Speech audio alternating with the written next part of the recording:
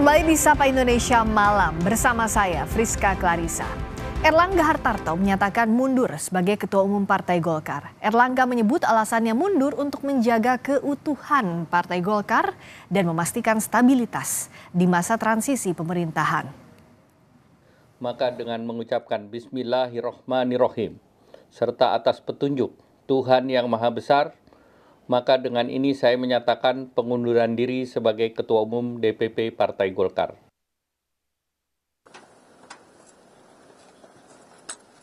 Erlangga Hartarto menyampaikan pengunduran dirinya dari jabatan Ketua Umum Partai Golkar.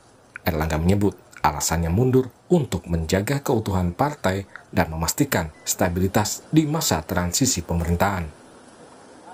Saya Erlangga Hartarto, setelah mempertimbangkan dan untuk menjaga keutuhan Partai Golkar dalam rangka memastikan stabilitas transisi pemerintahan yang akan terjadi dalam waktu dekat, maka dengan mengucapkan Bismillahirrohmanirrohim serta atas petunjuk Tuhan Yang Maha Besar, maka dengan ini saya menyatakan pengunduran diri sebagai Ketua Umum DPP Partai Golkar.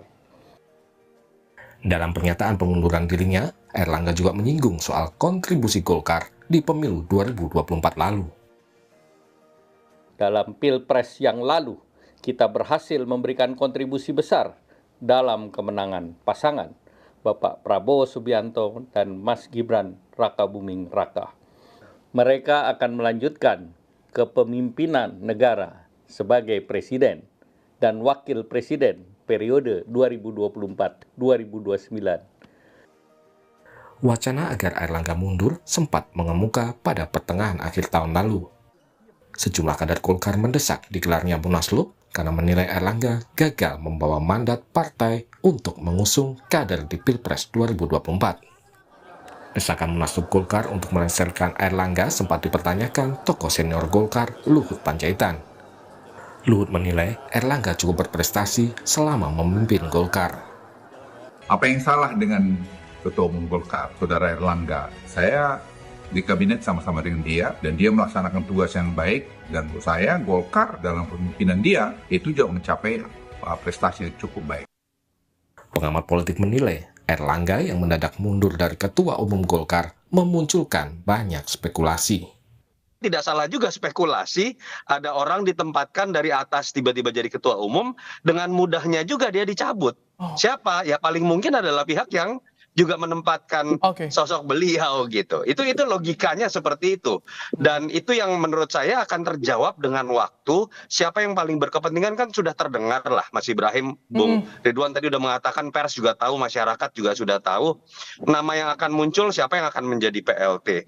Dan paling mungkin adalah kita akan menerka siapa yang ada di belakang ini kan adalah bagaimana nanti nama yang akan menguat di dalam Munaslup. Misalnya kalau orang menerka nama Bahlil, orang pasti akan menduga di belakangnya ada Pak Jokowi, karena Bahlil adalah orang dekat Jokowi. Akan berbeda kalau misalnya Agus Gumiwang, mungkin yang dianggap paling berpengaruh di situ adalah Pak Prabowo, karena Pak Agus Gumiwang dekat dengan Pak Prabowo. Wakil Ketua Umum Partai Golkar Ahmad Doli Kurnia menegaskan, Erlangga memilih untuk fokus sebagai Menko Perekonomian dan mengawal transisi pemerintahan baru. Ahmad Doli juga membantah ada desakan agar Erlangga mundur. Paling lama kesana, gadang lebih berkonsentrasi untuk di kabinet, karena tenaga ketua umum kami itu sebagai Menko Perekonomian sepertinya lebih dibutuhkan ya di kabinet untuk mengantarkan masa transisi pemerintahan ya, karena banyak sekali program-program yang disiapkan sebagai program lanjutan.